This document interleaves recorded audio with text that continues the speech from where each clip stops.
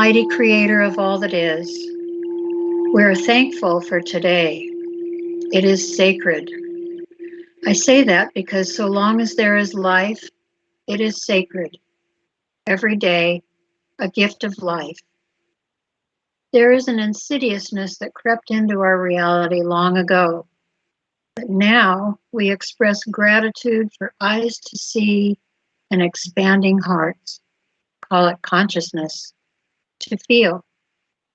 We're fighting against a death cult, a darkness and evil unimaginable to many, if not most. For most of us are good people, kind-hearted, generous even. Although given to selfishness, we care, we're compassionate by nature, and we contribute when we see need. This battle of good versus evil has a positive outcome, for we know light banishes darkness. So we proceed with eyes and hearts open to hearing, caring, and sharing, so we can brighten another day with our increasing light. And we thank you, beloved Creator, for truth and love and for this sacred day. And so it is. Thank you. Hi, my name's Ron Vroman. I'm the old man, the white man talking head for the Oregon Statewide Jural Assembly.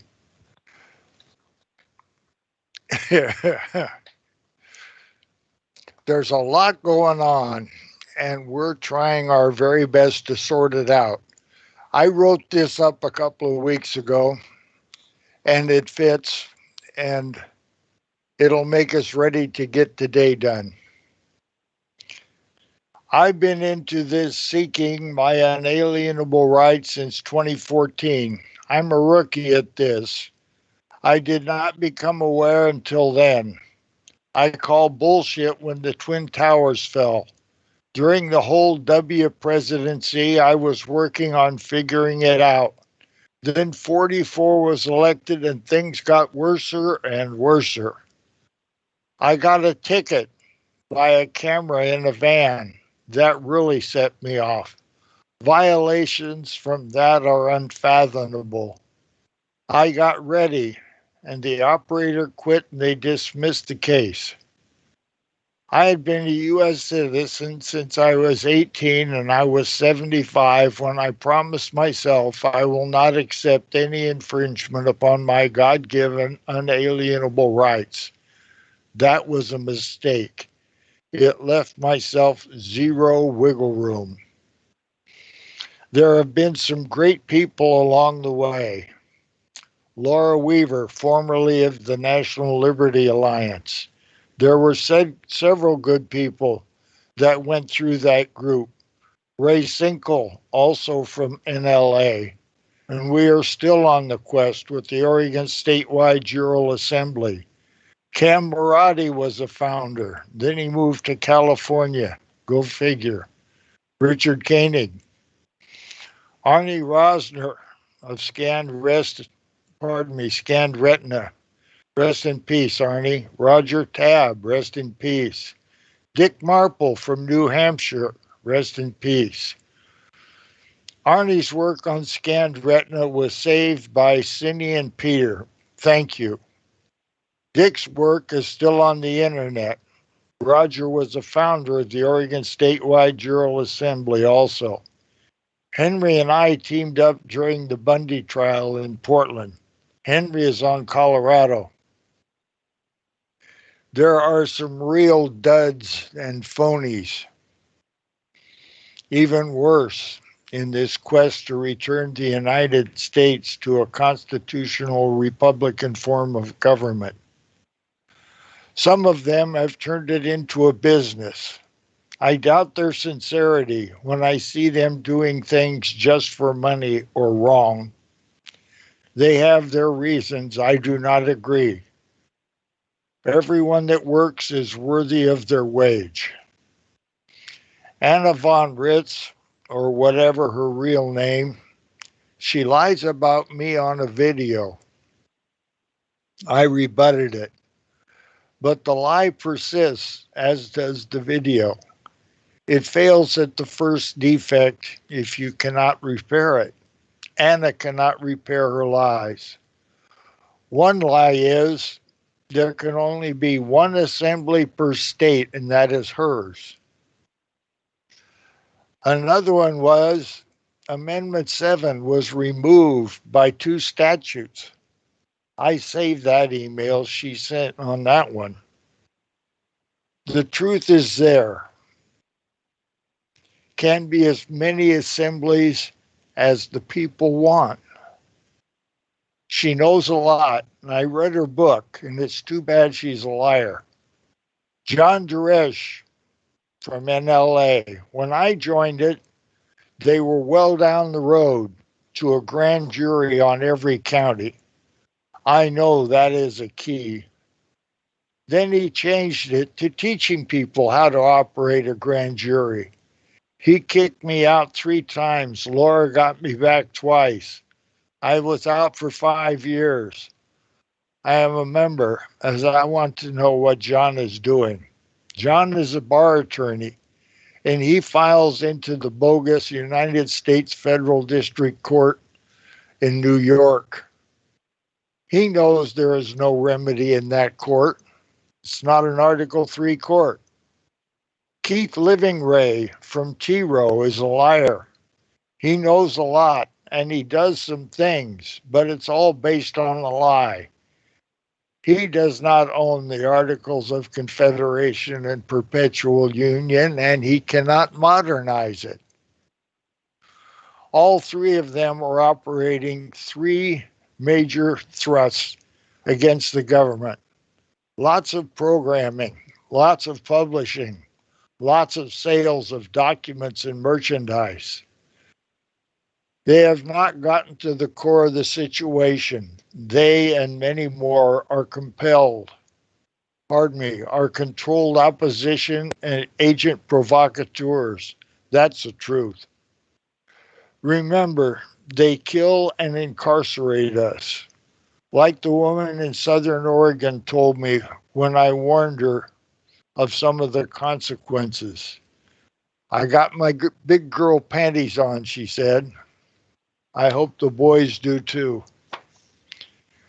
Billy Faust, de jure Arizona Chief Justice, was killed in his own driveway in Arizona. Schaefer Cox exported his Alaskan idea to Montana, and they framed and imprisoned him. Then there is a Colorado group that stepped wrong in the de facto and now in prison. I listened to them twice and got as far away as I could. Randy Dew, Anthony Williams, as an example. And that is what the Oregon Statewide Jural Assembly is to the other states and territories. An example. We're getting it done. We have been at this 3 years last June, taking the next best step from the beginning. We read and study and think it through. We've made some mistakes and recovered from them. Henry complimented our action committee. I'm on it and I am in awe of those around me. I won't name them, although they all stand in their own name and do not back down. People like that are hard to find. Here is the deal, the truth, at least not a lie. If you want to be who you think you're supposed to be, such as a man or a woman or a child, as a free one of the people, you must break the fictional hold the de facto has had on most of us from birth. I'm really smart. The U.S. Navy tested us all. We all know our score, as do the other service members. They had me deceived until I was 75. I knew things were wrong for years, but did the frog in the pan of hot water. But I jumped. It is time for you to jump. You must do it yourself. No one can do it for you, and you cannot do it alone. There needs to be a Jural assembly such as we have on Oregon on each of the 33 states. The rest, 17, are still territories. Fraud vitiates all contracts. The United States of America's Constitution is a lawful contract between the several states and the United States. It still exists, and we know exactly how to remedy the situation. There are a lot of persons out there acting like people. There are a lot of people that lead persons into thinking they have the way. There may, there may be other ways to lawfully return Oregon and the other 32 states and 17 territories to a constitutional Republican form of government. We know one way. No one has rebutted us, and we rebut every other assembly as not doing the job. We will debate anyone or group, de facto or de jure. We have a way and we'll share it for free. But you must do the work. We are living testimony that what we are doing works, not one rebuttal. The de facto acquiesces, and we are not arrested or killed. Not one of the pseudo assemblies will debate the issues and the solutions, but they talk behind our back. That's for you, Robert Grave.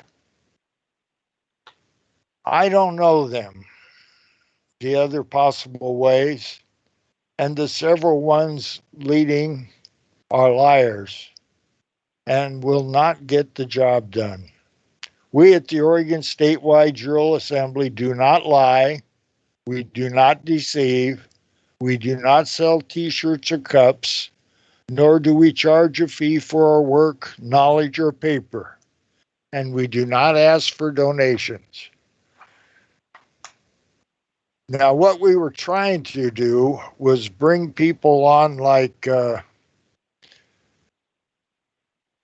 Oregon State Trooper that came out on Twitter against Kate, and 11 county sheriffs that have opposed Kate on their counties. And I sent an email to Richard Mack, the former sheriff down in Arizona, regarding his Constitutional Sheriffs and Police Officers Association. He has 3 counties now that joined his association, 2 in Nevada and 1 in New York. When I saw 3 had gone to him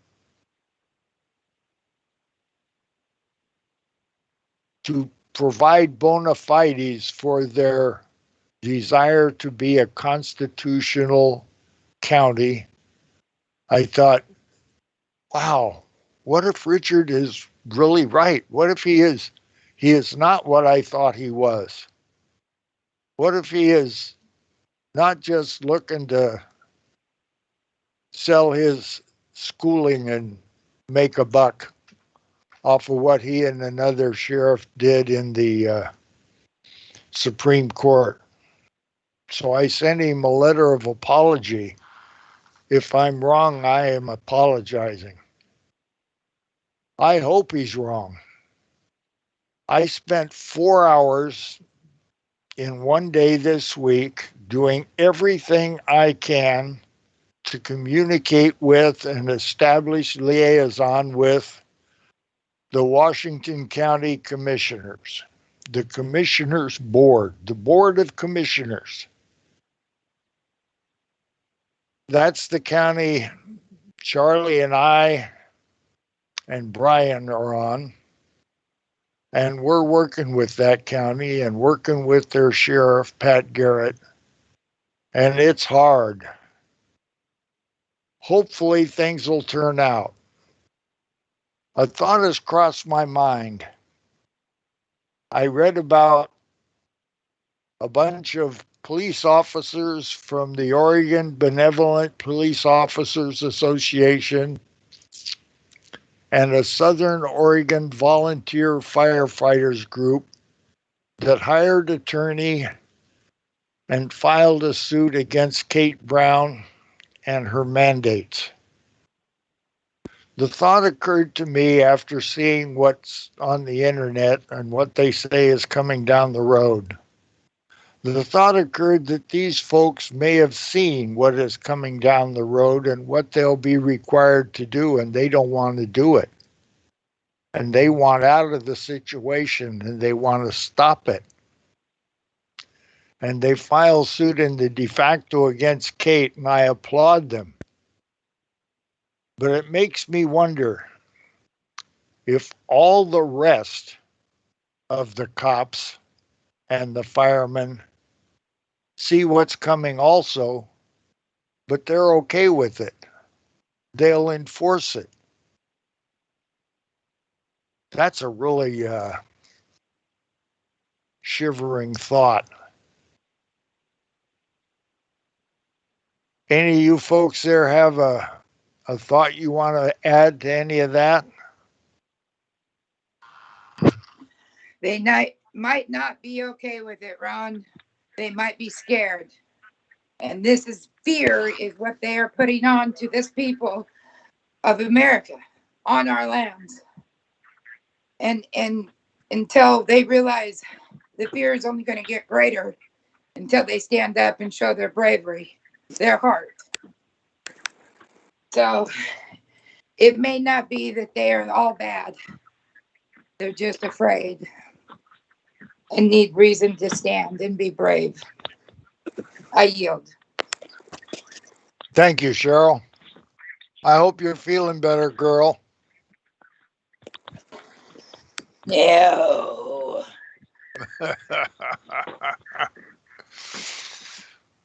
What about it? Henry, you got thank something Ron. you want to say? What? I said, thank you, Ron. It was your disclosure was great. I felt very almost uniquely informed because you took the time to go through it on a first-person basis. Just like there's no one else that's going to interpret this for you. And so thank you. That was good. I'm glad you like it. We've been together for a long time, Richard. Okay. I want to let everybody know that and Ron pointed this out to me that even before 1910, the DMV was talking to people. I mean, it wasn't the DMV then; it was the Secretary of State's office. But the same gang was fucking with us. And that is documented by, and everybody that listens to this can ring it up on the computer. The highway cost allocation study by Eco Northwest. The 2019 and the 2021 edition. Anyway, and thanks for pointing that out. That was nice, Ron. Keep up the work, Okay. Richard. Okay. Henry, I see you're not muted. You got something you want to handle? Well, I thought I took care of Kate Brown years ago. Yeah. We both thought that happened years ago, but it didn't. But it's happening now. What do we do then? I guess is the question. Apparently, we didn't do enough at that time to bring it off. Okay. We did a lot, but it wasn't enough. Yes. This woman is, I believe, a very evil person. She brought about the death and the murder of Robert Lavoy Finicum, and I'll never forgive her for that. Oh. Yeah. In any case, I think we're getting pretty close to the end of the show. I'm not sure. I haven't seen a notice. I haven't seen a notice from William. But we have a member named Kate, a former attorney who, for health reasons, is now on Oregon. And she is a real find for our group. She helps a lot. She thinks entirely differently from me. And that's good because her form of thinking is what we're up against. Anybody else have anything that they want to say or bring up? Now's the time to put it together and get it out. I want to meet this Kate. Can you help me with that? What? I said, I want to meet this lady named Kate. Can you help me with that? Yes. Okay. I'll see if I can do that on the telephone, Richard. You don't participate on Skype, so that's where I communicate with her mostly. But I'll get a hold of her and see if I can put that together for you. All right. And thanks for that. You bet. You too. It looks to me like I'm just about done with what all I had to say. I called 11 sheriffs 3 times this week. All 11 of those sheriffs are supposed to be on our side and opposing Kate to one level or another. Richard, fix your phone. Huh. So then I call them all and one calls back. We have a pretty nice conversation. And I call them all again and nobody calls back. And I email them all. And I get an email or two. And then I call them all again. And another one calls back. We've got a long road ahead of these guys. They're interested in their position. And they don't want to learn more than they have to learn. Their job is hard enough as it is now.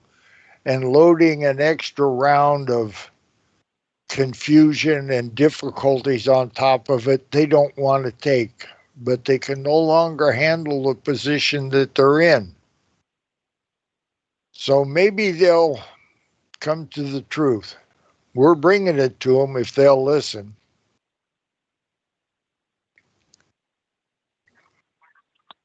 So I think I'll bring that to a close now. Thank you, Richard. Thank you, Cheryl. Thank you, Henry. And I'm out. How long silence? It'll be 1 hour. We are aiming to walk over there here in about 5 minutes. Once we get over and set up, we're going to stand there for 1 hour. I got my headphones. I'm putting in a little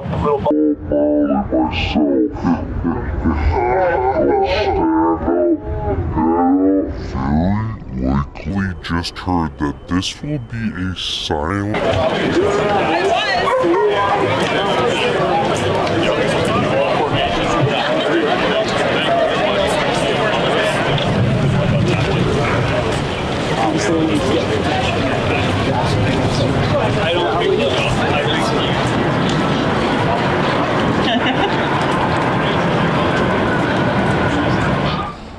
Firefighters are standing in silent solidarity, protesting the intrusion on their fundamental rights. It is quite a scene. There is a large crowd watching as these firefighters stand in formation. It's definitely certainly a powerful moment, and one of the most jarring juxtapositions that I've seen throughout many of these COVID protests. Often there are large crowds, signs, cheering, honking. The mood here very much a somber one as these frontline workers stand for their fundamental freedoms.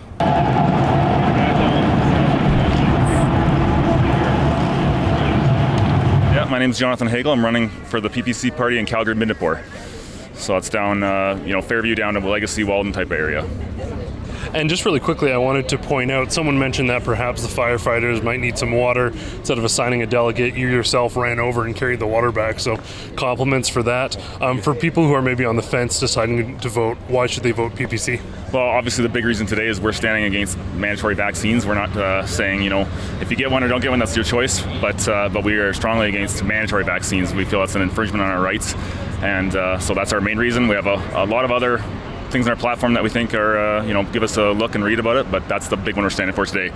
We're here to support our frontline workers who are taking a stand against that. And come on, Calgary, get out here and support firefighters, police, nurses, everybody fighting against these, mandates and the pressure that the government's trying to put on us. We've had enough. We want our lives back, and we want to keep our health, and it's our choice, and we're using our voices, trying. It is just fighting for our freedoms, just standing on what our constitutional act of what our forefathers have done for us and not letting that go in vain. Yourself? Definitely the same thing. We want to keep on striking against fighting for our freedom and not just making the government rule what is wrong with the nation right now. So what brings you out to the protest today? Fighting for all of our freedom. Right now it's all kind of different groups fighting for the same thing. They do not want to let go of this. They do not intend on losing here. And we do not intend giving it back to them. And then the bullets started flying. And then he jumps out of the car. And he's got both his hands up. And he got out of the car, and he had his hands in the air. He's like, just shoot me then. This is what you want, to shoot me. And they did. They shot him dead. With his hands in the air, and I saw it. I swear to God. He was just walking with his hands in the air. And they shot him. And they shot him dead, and then after he was down on the ground, they shot him 3 more times.